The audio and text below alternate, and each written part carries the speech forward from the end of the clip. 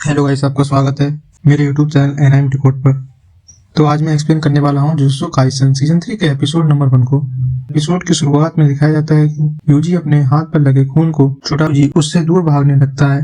तो scene cut होता है और हमें दिखाया जाता है कि एक बंदे को जो यूजी पर नजर रखा होता है और उसे देख रहा होता है। तभी वहां से सीन कट होता है और हमें दिखा यूजी पर अटैक कर देता है, लेकिन यूजी उसके कटाना को पकड़ लेता है और उसके अटैक को रोक लेता है। वहां से सीन कट होकर उसमें पहले का सीन दिखाया जाता है। जेनिन के लैंड की हेड नाओबितो जेनिन के छोटे बेटे को दिखाया जाता है, जो अपनी बीवी से कह रहा होता है, चलो बढ़िया है, माँ की खूबसूरत तो है लेकिन किसी काम की नहीं है। एक मर्द का साथ देना उसके बस की बात नहीं है। जो औरत अपने पति के पीछे अदब से चलना नहीं जानती, उसके पीठ में खंजर भोंक के मार देना ही बेहतर है। इस मामले में माई अक्लमंद है। उसकी शक्ल और शरीर तो बिल्कुल माँ की जैसा है। वो दिखाती है कि वो सख्त है मगर अपनी औकात बखूबी समझती है। तभी उसके अंकल उससे कहते हैं, तुम लेट हो, कहाँ मर गए थे। तभी उस रूम में एक छोटे कद के आदमी की एंट्री होती है और वो कहता है, मुझे नाओबितो सर की मौत का बहुत अफसोस है और मैं यहाँ पर उनके द्वारा छोड़ी गई वसीयत को पढ़ने के लिए आया हूँ। उनकी शर्त थी कि मैं ये वसीयत तभी पढ़ूं जब ओजी जेनिन, जिनिची जेनिन और नायो जेनिन तीनों होशो हवास में और एक साथ इसे सुनने के लिए तैयार हूँ। तभी वो कहता है, मैं फुरुदाते इस वसीयत को पढ़ना शुरू करता हूँ अगर आपको कोई दिक्कत ना हो तो। ये वो वसीयत की पहली शर्त को पढ़ता है कि नाओया जेनिन को जेनिन के लैंड का उत्तराधिकारी बनाया जाए 27वां, और दूसरी शर्त, मेरी सारी जायदाद और जुजुत्सु हाई और तहखानों में कैद सारी सापी शक्तियों का अब से नाओया के लैंड का ही हक होगा। लेकिन शर्त यह है कि उनका इस्तेमाल करने के लिए नाओया को ओजी जेनिन या जिनिची जेनिन की लिखित में इजाजत लेनी होगी। हालांकि अगर किसी वजह से सातोरू गोजो मर जाता है या अपनी सूझबूझ खो देता है तो तोजी फुसुगुरु के साथ हुआ फैसला लागू होगा और मेगुमी फुसिगुरु को जेनिन के लैंड का अगला हेड बनाया जाएगा। ये सुनकर नाओया जेनिन गुस्सा हो जाता है और ये कहता है कि ये दोनों भाई तो कुछ नहीं करेंगे। इन्हें लगता है कि फुसिगुरु के हेड बनने से मुझे मेरा हक नहीं मिलेगा। तभी वो अपनी बीवी से कहता है, आजकल फुसिगुरु कर क्या रहा है। तो वो उसे उसकी बीवी बताती है कि फुसिगुरु आजकल यूजी को ढूंढने के मिशन पर गया हुआ है। तभी नाओया उससे पूछता है, यूजी कौन है।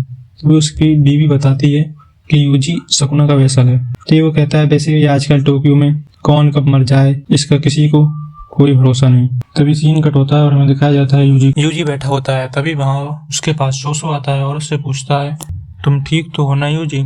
तो वो उससे कहता है, हाँ अब मैं पहले से ठीक हूँ, मगर जहाँ पर ब्लैक फ्लैश अटैक लगा था वहाँ पर अभी भी दर्द है। ये सब सुकुना के बड़ी हुई ताकत की वजह से हो रहा है। मुझे एहसास हो रहा है कि उसकी पावर पहले से ज्यादा खतरनाक हो गई है। ये सुनकर चोसो उससे कहता है कि तुम मेरी परवाह मत करो, तुम अगर जुजुत्सु हाई लौटना चाहते हो तो तुम लौट सकते हो। वैसे भी मुझे सोसो और बाकी भाइयों की अस्थियां ले जाना है। तभी यूजी उससे कहता है, मैं फिक्र नहीं कर रहा और बात ये नहीं है कि मैं वापस जाना चाहता हूँ। ये नहीं कि सुकुना, मुझे ये लगता है कि सुकुना फुसिगुरु का इस्तेमाल करके कोई बड़ी साजिश रच रहा है। और तो और मेरे हाथों पहले ही बहुत लोगों का खून बह चुका है, लेकिन तुमने मेरा साथ क्यों दिया चोसो, जबकि मैंने ही तुम्हारे भाइयों को मारा है। तभी चोसो उससे कहता है, हाँ पर वो सब एक हादसा था। अगर मेरी जगह एसो या केचिजो होते तो वो भी यही करते।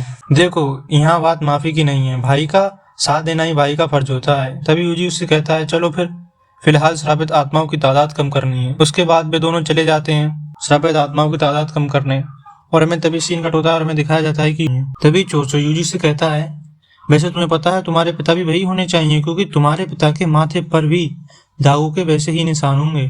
तभी वहां पर नाओया आ जाता है और कहता है, फुसिगुरु तो यहाँ नहीं दिख रहा है, लगता है मैं यहाँ जल्दी पहुंच गया। तभी यूजी उससे पूछता है, तुम कौन हो और यहाँ क्या कर रहे हो। तभी वो उन दोनों से पूछता है कि तुम दोनों कौन हो और तुम दोनों फुसिगुरु के कौन, तुम्हारी तारीफ। तभी नाओया कहता है, मैं नाओया जेनिन हूँ, माँ की मेरी कजन है, मुझे तुम्हारी तरह यूजी को मारने का आदेश मिला है। तभी चोसो यूजी से कहता है, यूजी ये सुनहरे बालों वाला रफ्तार में माहिर है, हम दोनों का बच के भागना मुमकिन नहीं है। मैं इसे रोकता हूँ जब तक तुम निकल जाना, लेकिन यूजी उसे मना कर देता है। तभी वो डिसाइड करते हैं कि यूजी यूटा से लड़ेगा और चोसो नाओया से। तभी चोसो अपनी ब्लड मैनिपुलेशन टेक्निक का यूज करके यूटा वहां पर नहीं रुकता और उस पर अपनी कटाना से और अटैक करने लगता है, लेकिन वो उसके अटैक को डॉज करने लगता है और बिल्डिंग से बाहर आ जाता है। आइज होने के कारण वो बहुत अच्छे से टेक्निक परफॉर्म कर पाते हैं और एक्टिव कर पाते हैं और उनके